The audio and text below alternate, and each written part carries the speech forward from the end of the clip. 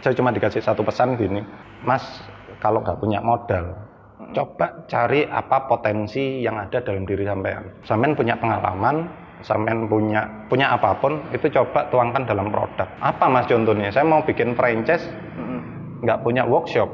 Saya mau bikin ini, nggak punya karyawan, nggak punya ini, kondisi saya nol. Ya.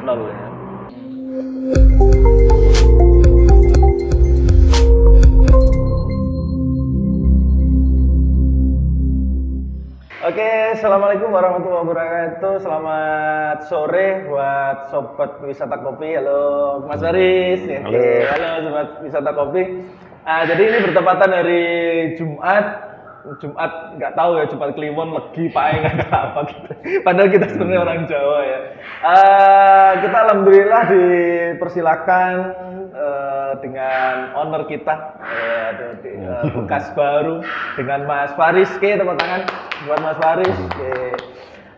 Jadi alhamdulillah kesempatan pada hari ini, sore hari ini kita diberikan kesehatan ya, terutama yang penting sobat-sobat wisata kopi nih kepengen lebih jauh memperkenalkan tentang kopi mulai dari hulu sampai hilir.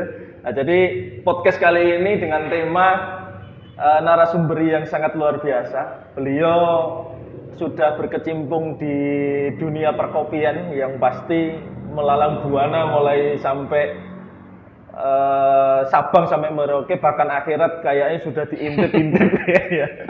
Karena ini nanti profilnya sangat luar biasa ini. Saya pengen ngobrol secara lebih lanjut dengan Mas Faris. Jadi kalau nanti dari teman-teman jalan-jalan di daerah Oro-Oro Dowo ya. Oro-Oro Dowo. Kalau Oro-Oro Ombo sana di Batu ya. Dowo, yang penting ingat-ingat kata-kata Dowo sama Oro-Oro. Nah, jadi dari daerah mana? Jalan Jalan Surabaya ya. Lurus terus nanti ketemu Jalan Oro-Ombo, kiri jalan ada bekas baru. Nah, di sini menjual new and second. Seperti itu. Tapi nggak orangnya juga kan Mas Faris ya? Kalau laku nggak apa-apa. Oke. Lumayan saya ganteng ya kan? Kurus. Masih lumayan. Kalau memang nyari brand yang second, ownernya juga boleh di bawah bulan kayak gitu. Disewa boleh Mas. Oh, disewa boleh. Short time belum tadi. Tergantung MOU-nya. Oh, tergantung MOU. Oke, sobat Konti, kembali lagi ya. Di sini kita akan ngobrol, mengulik dengan ownernya bekas baru, dengan Mas Faris. Nah, kita mau tanyakan ini. Kemarin kita sudah ada beberapa pertanyaan gitu sih Mas Faris, dengan sobat-sobat Konti. Ada yang kita live di IG, terus ada beberapa teman yang menanyakan profilnya bagaimana. Mas Faris ini masih percakapan enggak? Seperti itu. Terus bergelut di dunia kopi apa sih? Kadang ini kan orang bertanya-tanya kenapa harus jual peralatan, karena peralatan itu kadang kalau dulu nggak setiap hari laku dan segala macam. Nah, di sini nih kita akan ngobrol lebih lanjut dengan Mas Faris gitu ya. Oke. Bagaimana sih Mas Faris profilnya mulai dari dulu lah, sebelum berbicara tentang kopi ini. Profilnya Mas Faris dari segi pendidikan atau apa, entah jadi, apa gitu. Kalau saya sendiri Mas, itu sebenarnya dulu basicnya SMA 5 tahun, 2 kali pindah-pindah. Bukan nggak naik kelas ya. Jadi itu profil saya, SMA 5 tahun. Bukan SMA, STM. Dulu saya 2 tahun di pelayaran, kemudian pindah ke penerbangan. Jadi alasannya kenapa pindah penerbangan? Soalnya di situ yang nggak ada teman betik. Bahasanya gitu. Jadi pindah sekolah karena pengennya nggak nakal, cuma itu aja. Oh gitu. SMP saya 2 kali, saya anti pendidikan. Sebenarnya saya anti pendidikan, meskipun sekarang saya juga terjun di dunia pendidikan kualat. Jadi saya sendiri nggak seneng pendidikan formal. Saya kerja di 17 perusahaan, pindah-pindah. Saya nggak terbiasa dengan rutinitas. Jadi saya pindah kerja bukan karena masalah gaji yang kecil ya. Jadi sebenarnya Tapi waktu itu gaji lulus SMK sampai 2 digit gitu ya alhamdulillah, tapi Tahun berapa itu Mas berarti? Kita tahun 2003, 2003-an ya. 2003, 2004 2 digit ya. Iya. Sekarang sudah jutaan ya. Iya. Bahkan belasan juta lah itu saya okay. Jadi di angka segitu waktu UMR masih kalau nggak salah Malang berapa ya? 600 kalau 600 ribuan ya. Okay. Itu saya pindah-pindah bukan apa-apa tapi karena ini bukan karakter saya. Saya nyari terus dari 17 perusahaan sampai akhirnya saya putuskan untuk terjun di usaha sendiri. Ini karakter saya, bisa kerja 24 jam, bebas ya. Tidak terusik oleh siapapun lah ya. Nggak ada istilahnya cari muka ini itu kayak di perusahaan pada umumnya. Ya udah itu aja, nyemplung beberapa kali usaha bisnis, usaha atau bisnis itu bangkrut. Di usia 25 itu minus sampai berapa ya, 11 M kalau nggak salah. 11 M, 11 atau 16 setengah gitu loh. Jadi itu modalnya, yang jadi masalah itu modalnya bukan modal pribadi ya? Ya, karena saya bukan dari keluarga sultan juga. Jadi modalnya modal kepercayaan, jadi lebih dari 50 orang waktu itu yang saya pinjemi. Jadi pinjemnya itu modal dari proposal, saya bikin proposal, saya presentasi, jadi pitching, dipinjemi, bukan ngelihat proposalnya, tapi ngelihat orangnya. Ya wes tak silii, tapi ternyata ambiar. Dari situ kepercayaan hilang, saya coba bangkit bolak-balik 3-4 kali, sampai akhirnya terakhir saya jalan di EO, event organizer. Tahu sendiri EO itu pressure-nya tinggi, hitungan detik kita bisa rugi. Misal ngadain konser, terus ngadain konser, waktu artis utama main terus mati lampu misal, wah klaim misal nggak modern. Jadi hal-hal kayak gitu akhirnya waktu itu saya coba untuk bikin tempat. Waktu itu ada penawaran dari tempat, ini ada tempat nggak dipakai. Akhirnya opsinya cuma dibuat kedai kopi sama kantor jadi satu. Soalnya biasanya EO itu hubungannya sama SPG, SPB. Itu kan dia butuh rokok, butuh kopi ya. Sambil nunggu dia kerja gitu. Ternyata hasilnya sangat-sangat bagus gitu. Jadi balik modal paling nggak 2 minggu, nggak sampai 2 minggu. Jadi bikin kafe, balik modalnya cuma 2 mingguan. Itu awal mula. Iya. Setelah di tahun berapa kayak yang mulai itu? 2010-an. Oh 2010 ya. Jadi setelah bikin, ya balik modal seneng. Akhirnya kita pikir-pikir waktu bicara duit yang gede-gede, EO kan gede nih modalnya. Jadi ratusan MM-an gitu. Akan mengeluarkan dana dulu ya sebelum kadang pinjaman bank kayak gitu. Macam-macam Mas. Modalnya gede, hasilnya nggak pasti, pressure-nya tinggi. Waktu bilang kopi, hasilnya kecil, 1.000-2.000 rupiah, tapi tenang. Temennya banyak. Dari situ akhirnya wes nggak EO-EOan. Jadi mulai itu stop. Yang fungsinya bukan nggak bersyukur, nggak, tapi tetap kita pengennya itu bahagia. Cuma itu dalam hidup kan tujuannya bahagia. Tapi bahagia itu ya tergantung kita ya sebenarnya. Kalau minum kopi walaupun 1.000, 2.000 tapi kadang hutang banyak itu bingung loh Mas. Nah itu mensiasatinya bagaimana kira-kira? Jadi gini, kadang kita kondisi di pressure itu kadang malah nggak bisa mikir.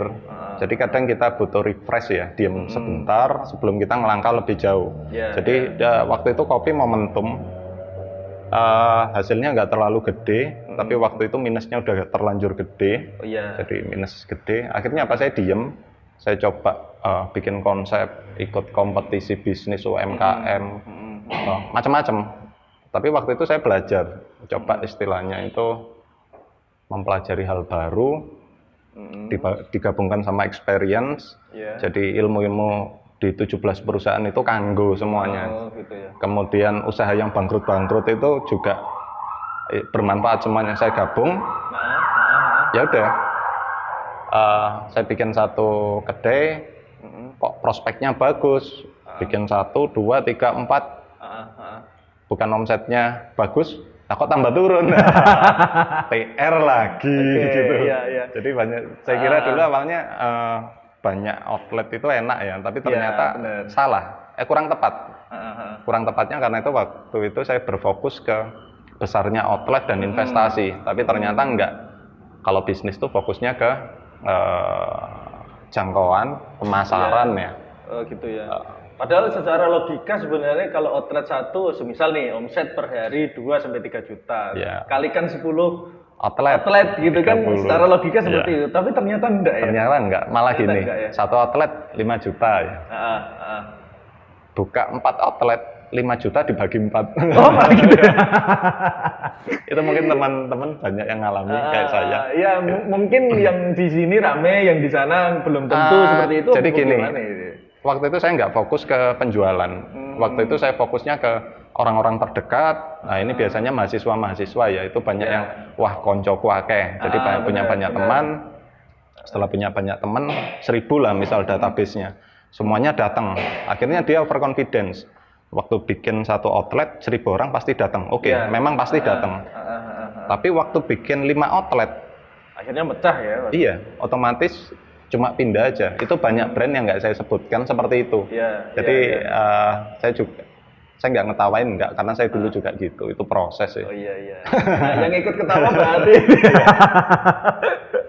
Oke, tadi mulai dari tadi itu Mas, yang sangat kadang kan kita ya sebagai pengusaha gitu kan tidak lepas lah dari modal ya yang cukup seperti itu. Apalagi seperti teman-teman yang di luaran sana sekarang itu, apalagi di masa pandemi seperti ini, banyak teman-teman yang di luar logika sehat sekarang.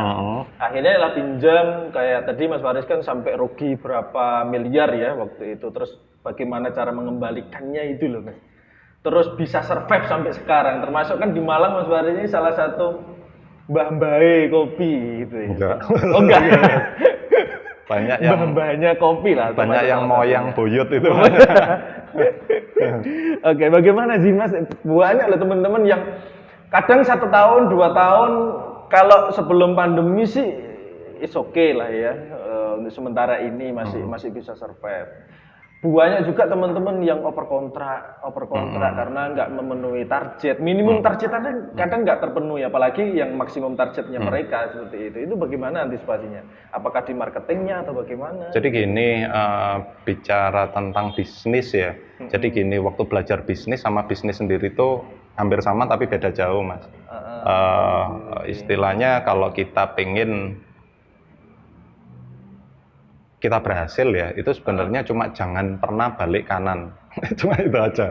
Jadi istilahnya gerak, istilahnya langsung ganti, wah ini kok mentok. Jadi pelajari, pasti ada. Jadi waktu itu saya pernah dapat masukan dari teman. Sebenarnya masukannya sih bagus ya. Tapi itu yang saya ingat sampai sekarang. Mas, usia momentum itu 27 sampai 37. Kalau 27 sampean sik bolak-balik pindah. Iki kok masa sampean hilang waktu itu. Produktivitas lah ya. Iya, karena ngerestart. Saranku ke sampean waktu itu dia bilang, istiqomah, cuma gitu. Sepele ya, sederhana. Tapi akhirnya saya dari situ, wah ini kok rugi, oh ini kok sepi. Saya coba kembangkan. Sempat waktu di titik saya waktu itu bangkrut lagi karena faktor X ya, faktor yang nggak diduga.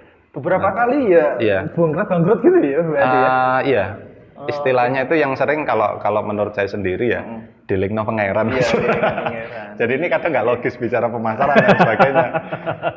Dititipi banyak, terus lupa nggak amanah nggak amanah, lupa. Akhirnya ya wis buyar. Yang sering saya amati di situ. Akhirnya dari situ biasanya saya pindah usaha ya. Tapi waktu itu ada teman yang ngomong gitu. Saya akhirnya ngomong istilahnya, wes iki usaha terakhir, saya bilang gitu, usaha terakhir dan saya nggak mungkin pindah dari kopi sampai kapan selamanya. Itu komitmen saya ke diri saya sendiri. Terus aku komit nggak balik kanan, tapi kondisinya rugi. Terus gimana? Sempat waktu itu bahasanya saya topo 6 bulan. Jadi masuk kamar. Kayak Superman gitu ya. Bahasanya topo, saya diem. Iya benar. kemudian padahal saya punya anak, saya punya istri yang harus saya hidupi. Kondisi sekitar tahun berapa ya? Tahun 2013-an waktu itu habis sama sekali. 2014. Habis, bahkan rumah mobil semuanya habis, outlet. Saya topo. Dalam arti coba introspeksi ya. Waktu itu saya punya kenalan orang ngetop di Indonesia yang dulu pernah satu kelas online zaman Ane Akhira tahun 2005-2006. Jadi dia digital marketing, dia pernah, namanya Mas Ardian Fitra, matur suwun. Salam kenal Mas Ardian. Jadi kalau mau lihat ini curhat mau nangis ya. Mas. Jadi saya terima kasih. Jadi waktu itu saya ikut kompetisi dan kebetulan jurinya dia. Waktu itu saya lihat waktu dia juri dan waktu artikel tentang bisnis. Saya bercerita, bikin tulisan lah istilahnya, bikin tulisan bercerita tentang gagal saya dan alhamdulillah saya dapat juara 1 waktu itu di Taman Ismail Marzuki. Waktu itu saya minta masukan beliau, saya nanya, Mas, dulu kita startnya sama, dia belajar digital marketing, saya sama, ikut di Ane Akhira. Tapi kenapa dalam durasi 2 atau 3 tahun Masnya udah ke Singapura, jadi tim suksesnya Obama ditarik, tim suksesnya Jokowi. Sekarang dia keren lah orangnya, profilnya di belakang layar, tapi impact-nya buat digital di Indonesia sangat-sangat besar. Saya cuma dikasih satu pesan gini, Mas, kalau nggak punya modal, coba cari apa potensi yang ada dalam diri sampean. Sampean punya pengalaman, sampean punya apapun, itu coba tuangkan dalam produk. Apa Mas contohnya? Saya mau bikin franchise, nggak punya workshop. Saya mau bikin ini, nggak punya ini, nggak punya karyawan, nggak punya ini, kondisi saya nol. Ya. Bisa Mas? Apa? Jadi konsultan kan bisa. Coba sampean pikir. Saya diem. Saya coba searching kata pencarian konsultan kafe, konsultan coffee shop, resto. Ternyata waktu itu di Google masih belum ada. Waktu itu kata pencariannya masih 0. Akhirnya saya ngomong, saya pengen jadi konsultan kafe atau coffee shop dengan kata pencarian ini. Mas Ardian Fitra ngomong, lah itu Mas wis ketemu. Jangan gitu. Ya. Kalau sampean maksimalkan ini dalam 6 bulan nggak ada hasilnya. Sampean masih hidup di bawah garis kemiskinan bahasanya gitu. Tapi setelah 6 bulan, saya optimis dengan skillnya sampean, berapapun total minusnya sampean pasti ketutup. Ternyata benar Mas. Akhirnya, sampai berapa tahun nih? Gitu? Jadi waktu itu total sekitar minus berapa M ya. Itu saya recovery cukup butuh waktu 8 bulan. Dari 8 bulan ya? Berarti sekali konsultan ada berapa puluh juta ya? Itu rahasianya. Jadi yang gede-gede, yang apa ya, itu bisa ya otomatis. Ini itu proyek-proyek gede ya. Itu saya. Jadi sangat-sangat luar biasa ya. Nah makanya di profilnya ini nih, jadi Mas Faris tadi bercerita sangat luar biasa. Bahkan di titik bawah pun beliau sampai sekarang justru malahan bisa bangkit dengan beberapa kali kegagalan. Makanya kata-kata setelah tenggelam terbitlah terang kayak gitu ya. Bahasanya memang kayak gitu. Itu bisa dilakoni sebenarnya sama Mas Faris seperti itu kan.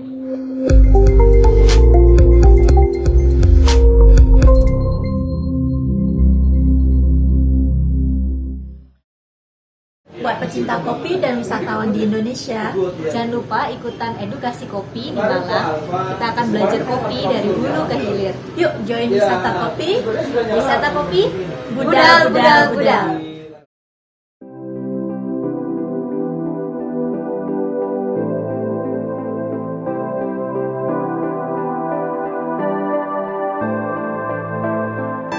Halo, perkenalkan, saya Roy, owner dari Continental House of Bean. Berdiri sejak tahun 2016 sampai sekarang. Continental House of Bean adalah salah satu kopi yang hit ya, di Malang yaitu bertempat di Sumber Sekar Dau. Nah, Continental Losobin di sini yaitu konsepnya kita cafe, coffee shop. Kita menyediakan makanan, menyediakan minuman, snack, terutama yaitu kita menyediakan beberapa varian kopi dari manual brewing maupun kelas engine espresso.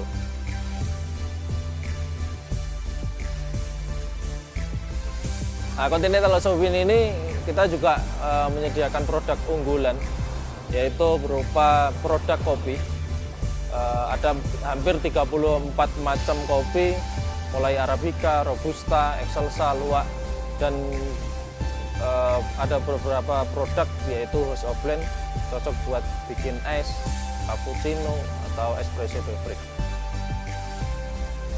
Continental Losobin menawarkan view yang sangat luar biasa, berada di ketinggian 1.200 di Kabupaten Malang Barat, yaitu dekat dengan kota Batu.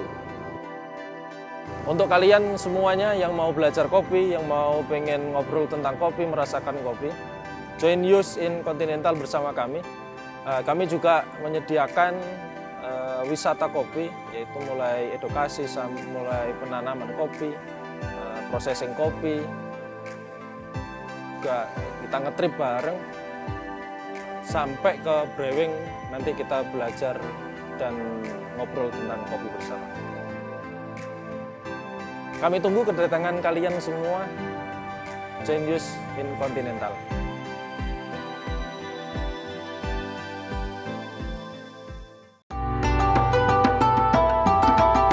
Assalamualaikum warahmatullahi wabarakatuh. Saya Abdullah Ba'bud dari Malang. Ini adalah Sultan Coffee, produksi dari Santri Bahrul Maghfirah.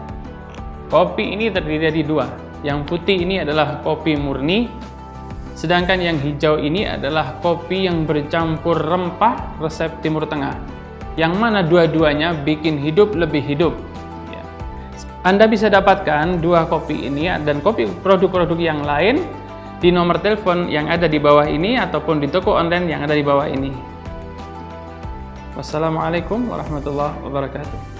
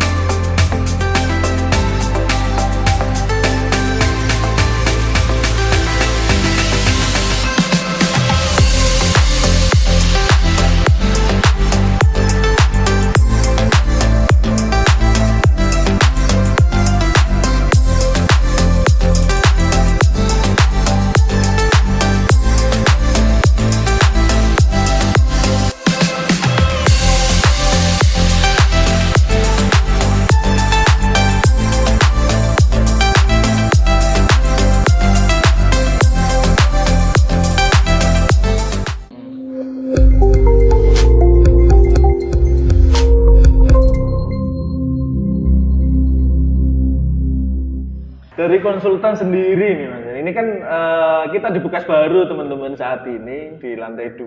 Nah di belakang sini biasanya Mas Faris menerima tamu setiap kali ada teman-teman yang kepengen konsultan tentang kafe ya. Mau buka kafe, entah mau bikin kedai kopi, bahkan warkop sama dengan lineatur yang berbeda-beda, cara bikin kopi pun nanti diajari di sini seperti itu ya gitu Mas Faris. Yeah. Nah konsep seperti itu Mas Faris.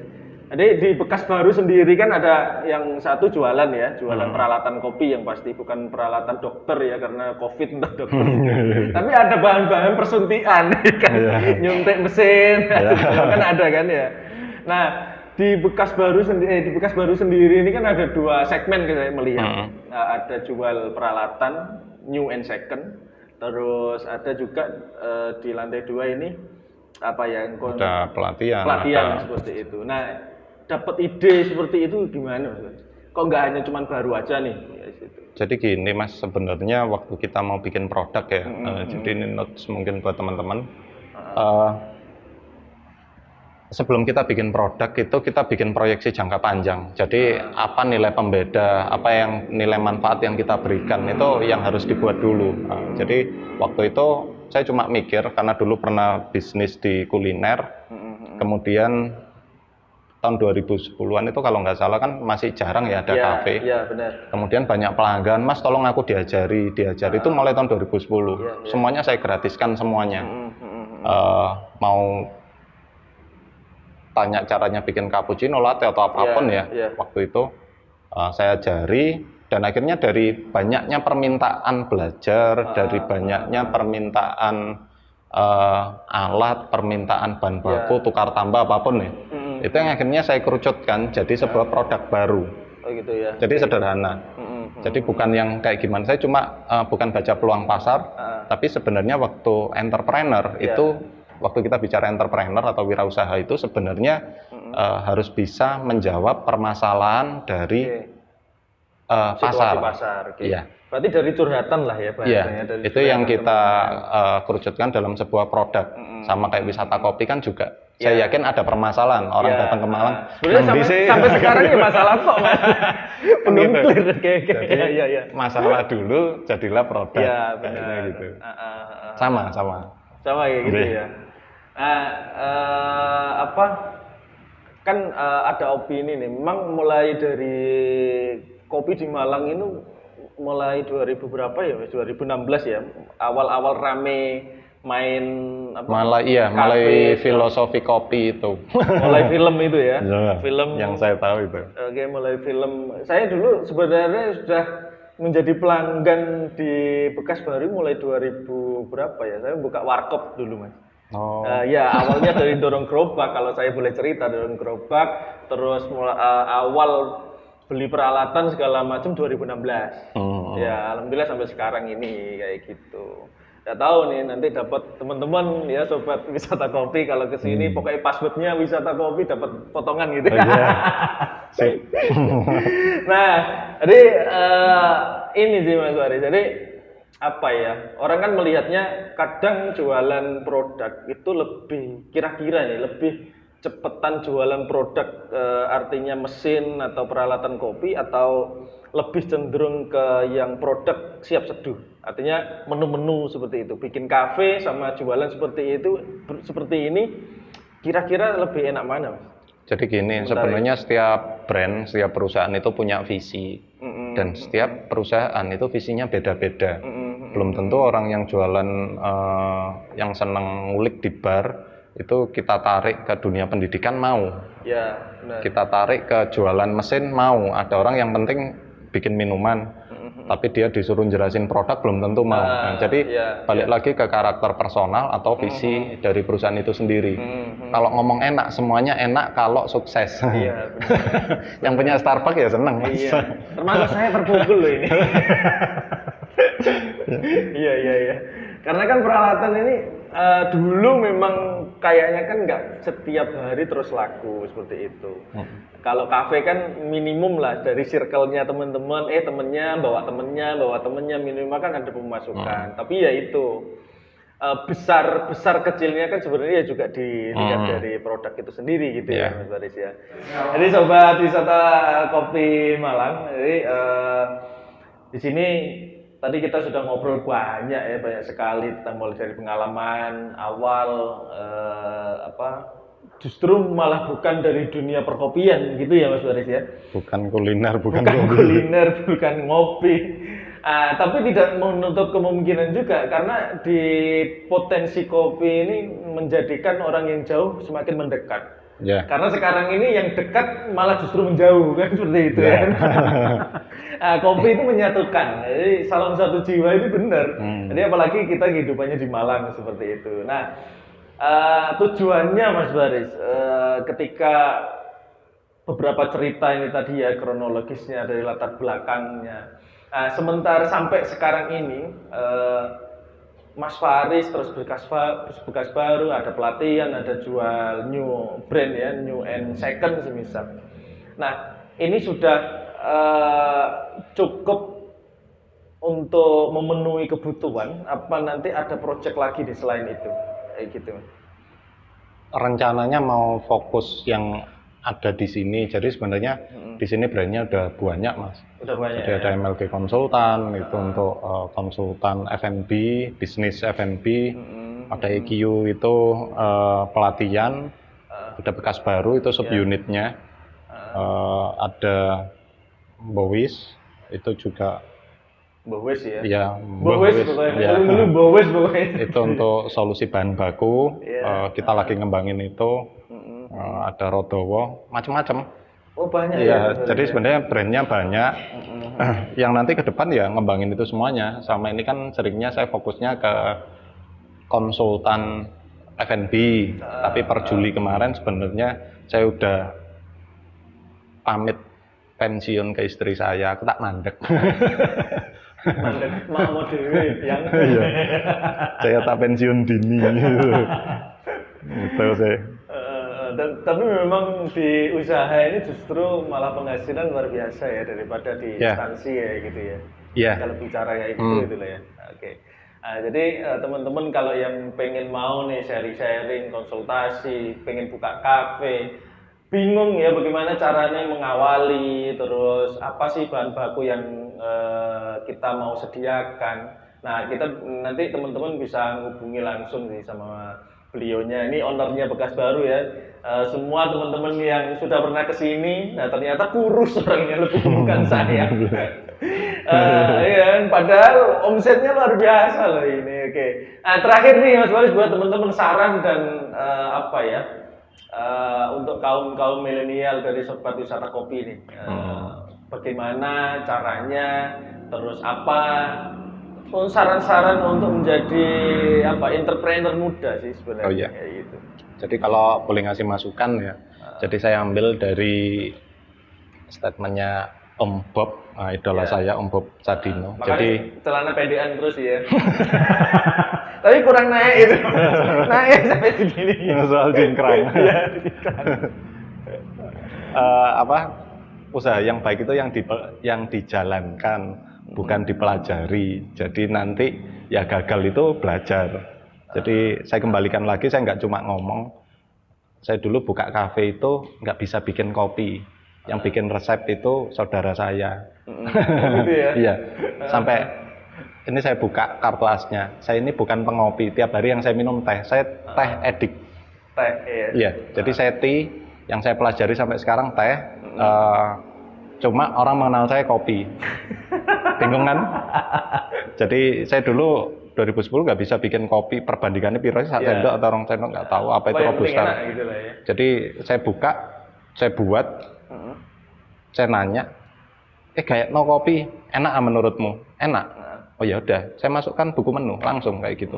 Jadi kalau teman-teman kan banyak yang fokusnya kok ikut pelatihan seperti ini, modal dan sebagainya. Jadi bisnis yang baik yang dijalankan, langsung aja jalan.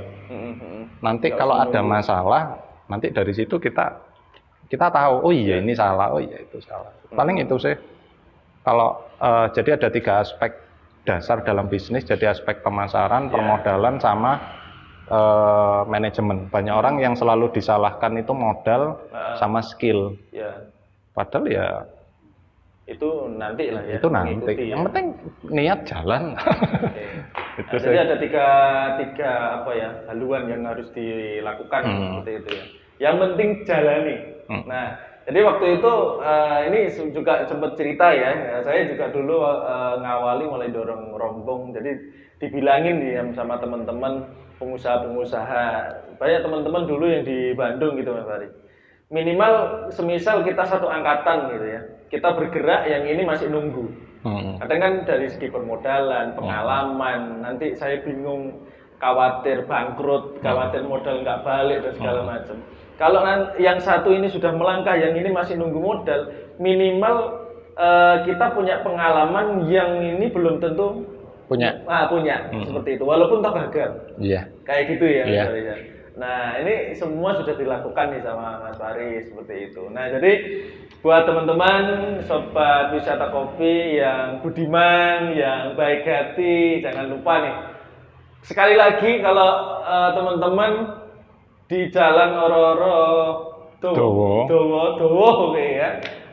Mau cari peralatan kopi, ya, new and second, mau konsultasi kopi, di sini tempatnya, kayak gitu ya.